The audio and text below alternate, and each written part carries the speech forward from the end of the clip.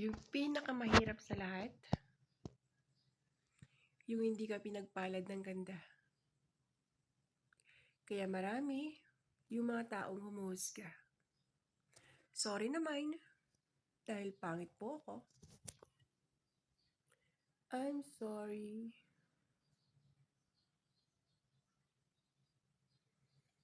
Pangit man ito sa inyong paningin, madiskarte po sa buhay. Marunong maghanap buhay at higit sa lahat, wala po akong tinatapakang ibang tao. Kaya, kahit pangit po ako, mabait naman po ako.